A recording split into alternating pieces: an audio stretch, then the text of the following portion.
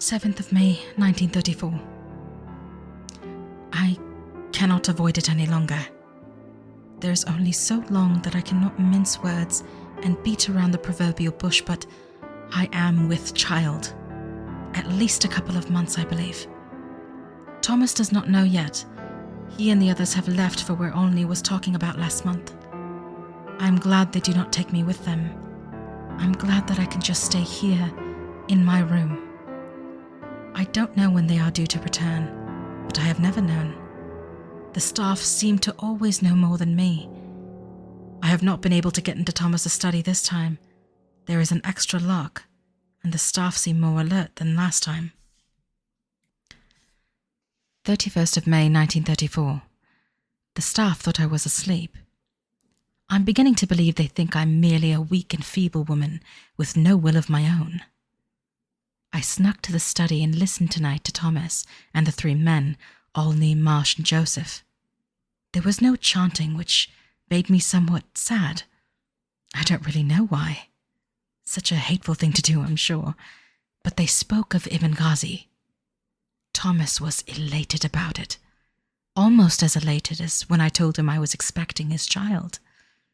They spoke of hiding it and burying it deep so that none could ever find it and take it from them.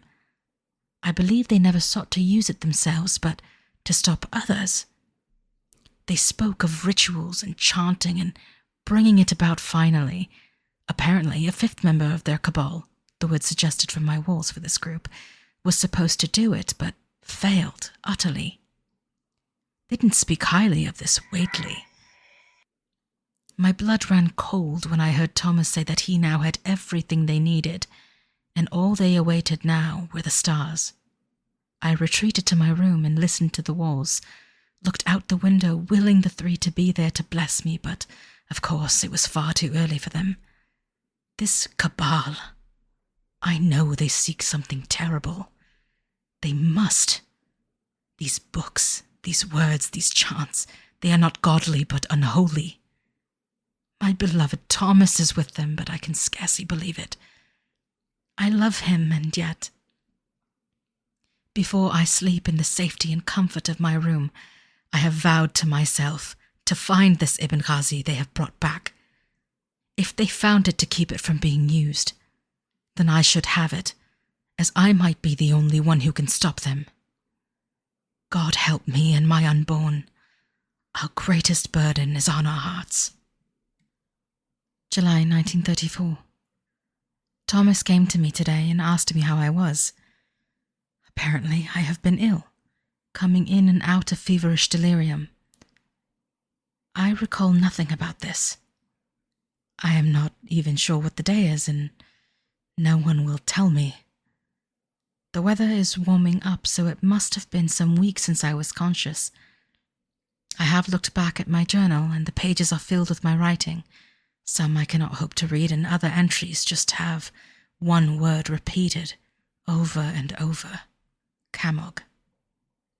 I am sure that I am coming out of whatever illness this has been, and I have been told doctors have tended me and my unborn child, though I have no memory of these doctors, but no one has found my journal. I was clever and hid it in the walls, where everything is going to be safe. I do remember my mission to find this Ibn Ghazi. I hope they have not disposed of it or already buried it deep. I hope that perhaps the stars are not yet right. That must be it, because everything is as it was, and somehow I suspect things would not be had the Cabal's plans come to fruition in my feverish times. 1934. I think it is July, but it might be August now. I creep about nicely, almost like stepping into my walls and out of some other walls. I was in Thomas's study tonight. I cannot recall getting there, but there I was. Thomas had left his notebook on his desk. He is getting careless. Or maybe his walls are not working as well as mine. Beneath the cabinet, the bottles remained along with the pouch of velvet. But that was not the only new thing here. The bottles now had labels, names on each, and the notebook had the same names, with questions and answers written as if a record of an interrogation. I read what I could with the time I perceived I had. These were instructions for some ritual, the ritual. There was a note in the book, a date in September, that said the powder of Ibn Ghazi would be encased and buried in the subcellar of the house, where it would never interfere with the plans again. I took the bag, and inside I saw it. It simply looked like ash from charred wood. In my fear I took it, and from the fireplace I refilled the bag with nothing but Thomas's fireplace ash. But now I fear what to do with it. I'm back in my room. The walls not only have eyes and ears, but legs too, and hands that can hold and hide. But they would not hide the powder long. I fear now the stars are becoming right. The greatest burden is always on our hearts. 1934. I'm still not sure of the date, and the servants look off to me. Something is wrong with their eyes, and I do not speak to them. Thomas comes and goes, but I do not understand or remember what he says. I have this dream. It comes back to me, night after night. Be the wall, they say to me as I sleep. The wall, not gate. The trio still come to me at sunrise, and I can almost hear them singing to me the same discordant tune. Be the wall, not the gate. I only feel safe in my room. I have the distinct impression that Thomas means me harm, and I have nowhere to go and no one to go to. But I have my room. I have the powder. Even in my confused state, I know I will never tell him these things, but let me state it here for the record. Dunwich House is a witch house. It is cursed, and God-fearing people should stay well away from this place. God, how I wish I had never met him. How I wish I had never let myself be fooled by love. What has happened to me? It isn't safe here. Eventually they will tear down the walls, break its arms, and find this journal and the powder. I must find the courage and do something soon. 1934. Time is fluid now. I sleep when I am tired and eat when I am hungry.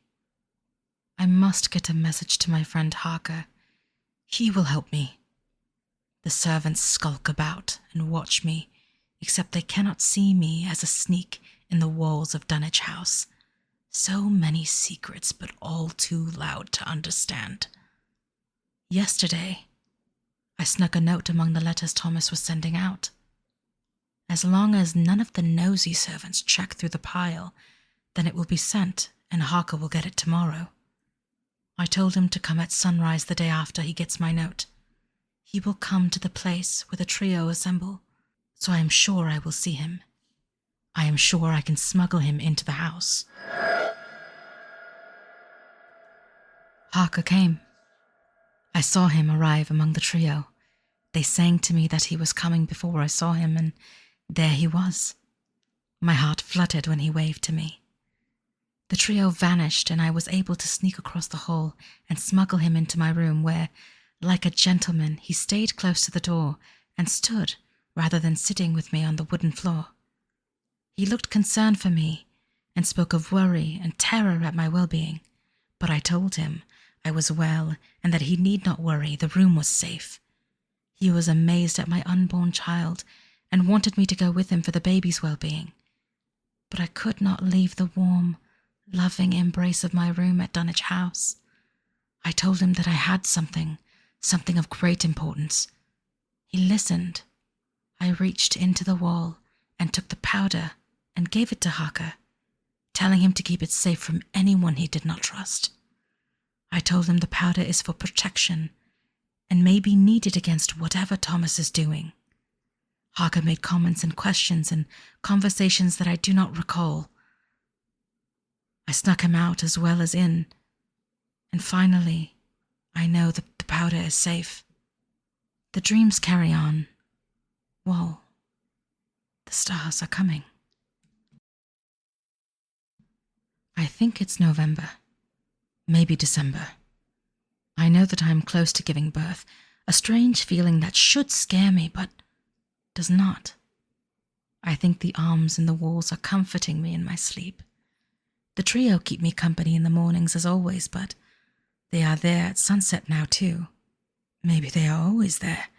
I didn't really look out at those times. I spent most of my time in my room now. I can't be around the rest of the house. I can't be seen by those strange eyes of the staff. Thomas comes and goes, but I do not trust him now, and I have not seen nor heard of anything of Onley, Marsh, and Joseph. Nor have I seen or heard anything of my friend, possibly my only friend, Harker. I think I told him not to risk writing, or at least mention nothing of our last meeting, as I'm sure all my letters are being read before they arrive in my hands. The staff try to fuss around me, trying to interfere with my comforts in my room. I allowed them to bring a cot and nothing else. It made me feel sick to have them in my room. Afterwards, I ran to collect some soap and water and scrubbed every inch of it to get the look of them out of the walls, the ceiling, and the floor. What I did was right. I know because the arms and the whispers of the room came back like a warm blanket on a winter's night. 27th of December 1934. I know the date, as we had our Christmas feast 2 or 3 days ago. Was it 2 or 3 days? Besides, I was bribed out of my room for want of this food, a terrible meal. It tasted rotten or poisoned to me, so I had very little of it. Thomas grew more and more concerned at me wasting away, and spoke of asking another doctor to come and see me after Christmas period. I did not agree, nor did I decline. Let their doctors come. They will do nothing because there is nothing wrong with me. It is this place, Dunwich House. Only the room, my room at the top of the tower, is safe. The room shall keep me safe, even if they bring their own so-called doctors. God help me, I still love Thomas. The greatest burden is always on our heart. January 1935. My beautiful baby boy has been born, my Henry. Born no less in my room, while the trio outside watched as he was born at sunrise. I am truly blessed. Thomas is happy, and watching him, I almost saw the man I fell in love with. Almost. I must keep Henry safe. Whatever Thomas, Olney, Marsh, and Joseph are planning, I must stop it. I must. The stars are nearly right. They all sing to me, the same discordant tune that infects my mind and thoughts. But I must stay strong. I must stop them. I know that Thomas and his associates are meeting again in a few days. I keep track by scratching markings on the skirting boards and listening to the staff. They grow more and more careless in their conversations, as they believe me to be out of my mind. I look at Henry in the darkness, sleeping. The greatest burden is always on our hearts. I must speak to Harker, but only after this meeting. The ritual isn't yet. Soon, but not yet. I must know more. I must put my sneaky ways back into practice and use the walls as I once did. Spring, maybe early summer. I can barely remember the past months. Henry has grown so much. The staff help despite my objections, but he is well. Last night, among the din of the voice from the walls and the trio who I nearly see all the time now, I snuck through the walls and listened to Thomas, Olney and Marsh and Joseph. My time may be as short as months now. They plan to open some kind of door to allow something to come into the world, and then use me and Henry to feed it in some way. I couldn't understand half of what they were saying, but it is coming and I must stop it. I must. I believe the powder is the key to stopping it. The powder they believe they have locked up safe and sound, but instead is held somewhere that Even I or the walls of Dunwich House do not know, with my friend Harker. I must speak to him. I must see him. If the ritual happens, I must be ready to stop it. I must have this Ibn Ghazi weapon. How I use it is a complete mystery to me, as is its potential effect on me.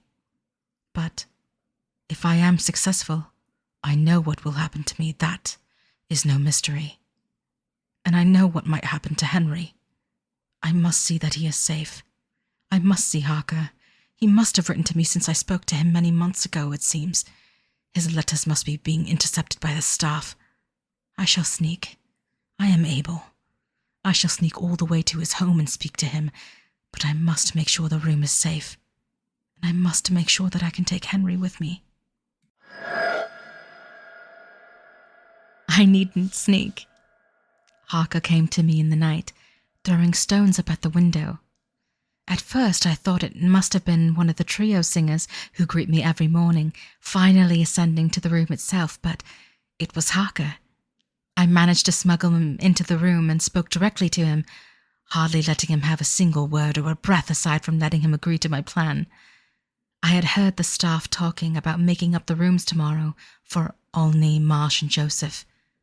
They are coming, and the ones at my window every morning tell me that the stars are right and the time is now. Be the wall, not the door. Harker gave me one last gift, a necklace. I hung it over my shoulders and thanked him. His love will no doubt help fuel my own fight to come. Finally, I had to do the great thing I had dreaded. I made Harker promise to agree before I spoke. He reluctantly did. I told him that the greatest burden is always on our hearts. He remembered my mother saying such things. I told him to take Henry and make sure Thomas could never find him, and to return the day after tomorrow to see if I was able to go to Henry once again. He was saddened at his promise and asked me to tell him what I was planning, but I could not. I knew my walls wouldn't betray me, but others might overhear or glean in some way my plans. I dare not even write them down here. I told him that if I could not be found or was unable to communicate, that he could take my diary from its secret place and use it as he saw fit. I smuggled Henry and Harker out of the house and was left alone with my room and with the trio now outside, day round singing their song. I have spent the day pondering, listening, and preparing. The necklace Harker gave me hangs so peacefully around my neck that I feel he is here with me, helping me. The trio outside too have stopped their song, but I feel their presence. I know Thomas and his associates are performing their profane ritual tonight. In a few hours, I suspect. Thomas has asked me to come and speak to his friends for the evening. I suspect I may be more involved in the ritual as I initially had thought. I will go, and when the moment comes, I know what I must do. I must be the wall, and not the door. The greatest burden is always on our hearts. My dearest Harker, if you read this and I am not here, know I love you, and it should have been your ring I wear upon my finger instead of the necklace around my neck. Forgive me and make sure Henry is safe. All my love, Maria.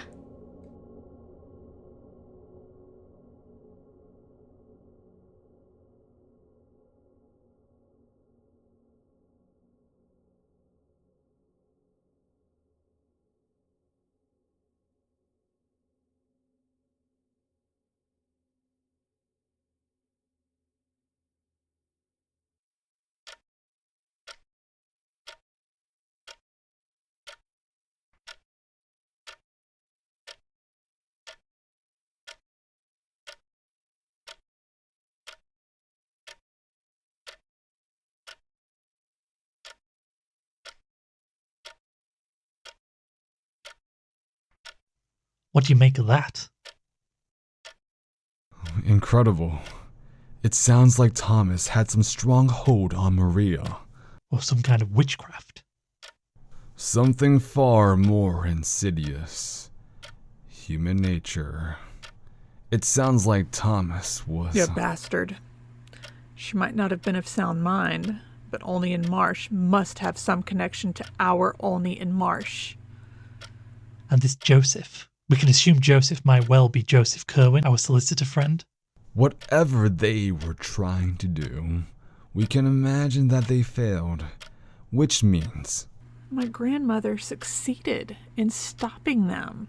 She didn't say anything more about the powder of Ibn Ghazi. What is that, do you think? She may well have neglected to mention it for fear of being discovered, but it is a safe bet. Do you know of it, Doctor? No. But if we are to understand what is happening now, I may well have to risk looking in it and seeing what I can find. Is that safe? Oh my, no. It is not safe at all. But we are running out of time, and even if we know about it, we have no idea where it is. Harker. Harker had it. Maria gave it to him, and everything else in that box must have come from Harker. Which means... The bag of ash? The powder of Ibn Ghazi? It is worth checking. Keep it safe. It might be worth asking Dr. Morgan too, do you think? I am loath to include too many people, but yes. He is an expert in chemistry and occult. If we need to know what this powder does, he might well be able to tell us.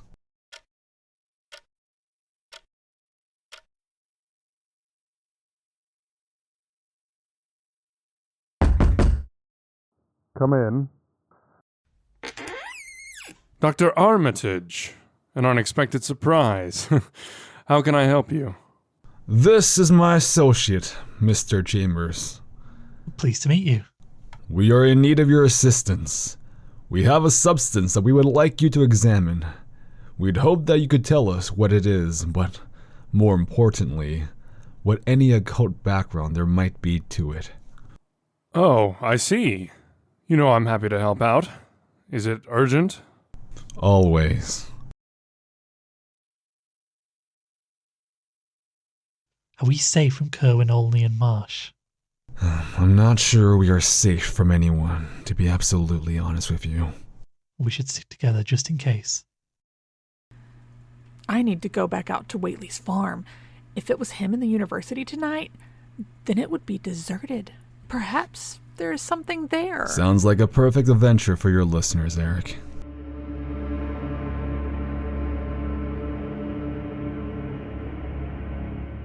The Dunwich House Mystery was made for the Darkest Page podcast.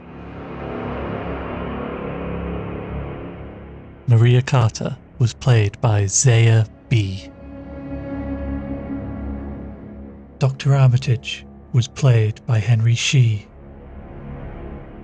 Dr. Rice was played by Rain Reeves Pearson. Dr. Morgan was played by Decebalus.